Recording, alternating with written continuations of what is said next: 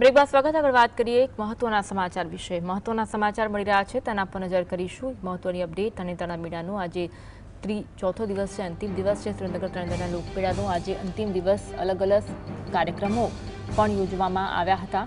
વહેલી સવારે પોલીસ પરિવારે ત્રિનેત્રેશ્વર મહાદેવને ધ્વજા ચડાવી હતી।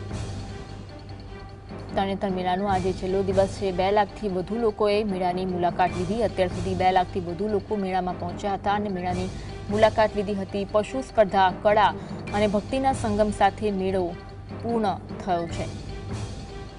શાંતિપૂર્ણ માહોલ વચ્ચે મેળાનું આયોજન સંપન્ન થયું છે અને મેળાનો આજે અંતિમ દિવસ છે। સુરેન્દ્રનગર તરણેતરનો ભાતીગઢ લોકમેળો ખૂબ જ પ્રખ્યાત છે, જે મેળો પૂર્ણ થયો છે। વહેલી સવારે પોલીસ પરિવારે ત્રિનેત્રેશ્વર મહાદેવને ધજા ચડાવી હતી અને મહાદેવના આશીર્વાદ મેળવ્યા હતા। 2 લાખથી વધુ લોકોએ મેળાની મુલાકાત લીધી છે। સુરેન્દ્રનગરના થાનગઢ તાલુકામાં યોજાયેલો વિશ્વવિખ્યાત તરણેતર લોકમેળો શાંતિપૂર્ણ રીતે પૂર્ણ થયો। વહેલી સવારે પોલીસ પરિવારે ત્રિનેત્રેશ્વર મહાદેવ મંદિરે ધજા ચડાવી, જેની સાથે 4 દિવસનો આ ભાતીગઢ મેળો સમાપ્ત થયો। આ વર્ષે 2 લાખથી વધુ લોકોએ મેળાની મુલાકાત લઈને ગ્રામીણ ઓલિમ્પિક, પશુ સ્પર્ધા, રાસ ગરબા, લોકડાયરા અને સાંસ્કૃતિક કાર્યક્રમનો આનંદ માણ્યો। 20મી ગ્રામીણ ઓલિમ્પિકમાં 1900થી વધુ ખેલાડીઓએ રસ્સા ખેંચ, દોરડાકૂદ, કબડ્ડી અને અન્ય સ્પર્ધાઓમાં ભાગ લીધો હતો। 2 લાખથી વધુ લોકોએ મેળાની મુલાકાત લીધી હતી। અલગ અલગ સ્પર્ધાઓ પણ યોજવામાં આવી હતી, જેમાં પશુ સ્પર્ધા, રાસ ગરબા, લોકડાયરા અને સાંસ્કૃતિક કાર્યક્રમોનો આનંદ લોકોએ માણ્યો હતો। કળા અને ભક્તિના સંગમ સાથે મેળો પૂર્ણ થયો છે। આજ અંગે વધુ વાત કરીશું। સંવાદદાતા ફઝલ અમારી સાથે લાઈવ જોડાયા છે।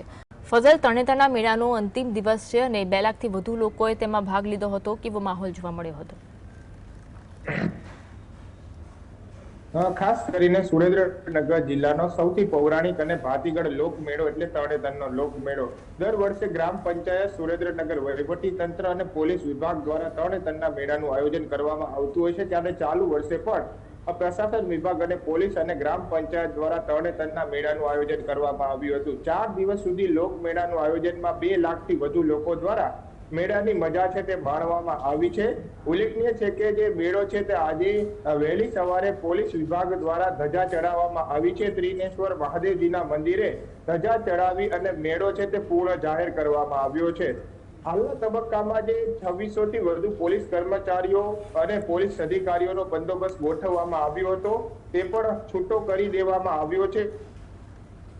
ત્યારે મેળાની વાત કરવામાં આવે તો ચાલુ વર્ષે સુરેન્દ્રનગર જિલ્લાના તરણેતરના મેળામાં 2 લાખથી વધુ લોકો દ્વારા મેળાની મુલાકાત લેવામાં આવી છે। અલગ અલગ 29 જેટલી રાઇડોની સુવિધાઓ ઉપલબ્ધ કરવામાં આવી હતી। જોકે વરસાદનો વિઘ્ન છે તે નડવા પામ્યું નથી, એટલે જે રાઇડ ધારકો છે તેમને પણ સારી એવી આવક થાય છે।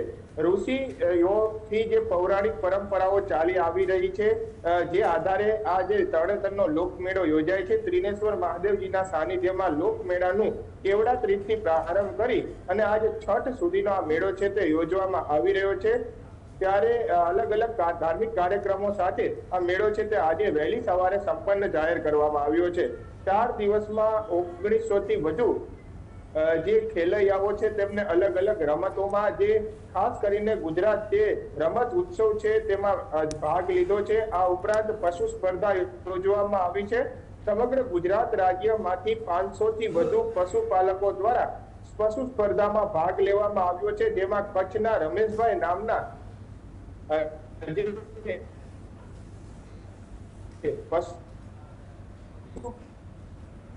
પાલક છે તેમની આજે સુરેન્દ્રનગર વહીવટી તંત્ર દ્વારા તમામ પશુપાલકોને 10,000 થી લઈ 50,000 સુધીના ઇનામોનું વિતરણ કરવામાં આવ્યું છે। ગ્રામીણ ઓલિમ્પિકમાં પણ 1900 અથવા તો જે લાડવા ખાવાની હરીફાઈ છે, વિવિધ આવી ગ્રામીણ વિસ્તારોમાં રમાતી રમત છે તે આ રમત ઉત્સવમાં ગ્રામીણ ઓલિમ્પિકમાં રમાડવામાં આવી છે। જેમાં પણ ક્રમાંક મેળવનાર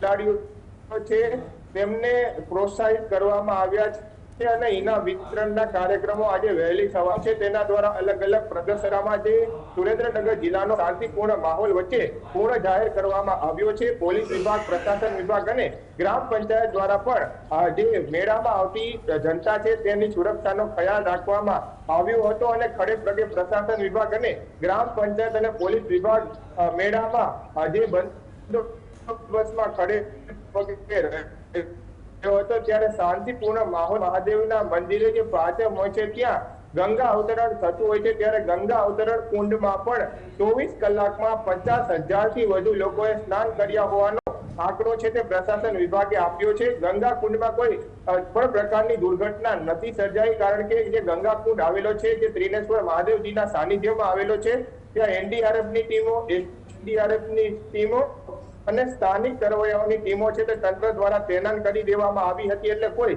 દુર્ઘટના નથી સર્જાવવામાં આવી. જે મેળામાં વિખૂટા 100 થી વધુ બાળકો પડ્યા હતા તેને પણ પોલીસ વિભાગ દ્વારા પરિવાર સાથે મિલન કરાવવામાં આવ્યું છે.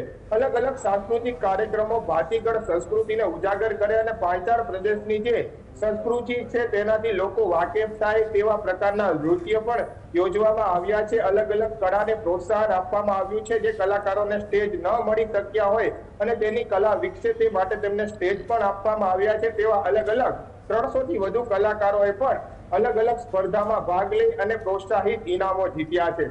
શાંતિપૂર્ણ માહોલ વચ્ચે તરણેતરનો મેળો પૂર્ણ થતા છેલ્લે ત્રિનેશ્વર મહાદેવજીને પ્રાર્થના કરી અને પોલીસ વિભાગે ધજા ચડાવી અને બપોરે 11 વાગ્યે આ મેળો છે તે પૂર્ણ જાહેર કરવામાં આવ્યો છે અને તમામ જે રાઇડો છે તે પણ પોલીસ વિભાગ, પ્રશાસન વિભાગે બંધ કરાવી અને આ તરણેતરનો 2025 નો મેળો છે તે પૂર્ણ જાહેર કરવામાં આવ્યો છે. જી, આભાર જોડાવા માટે અને માહિતી આપવા માટે.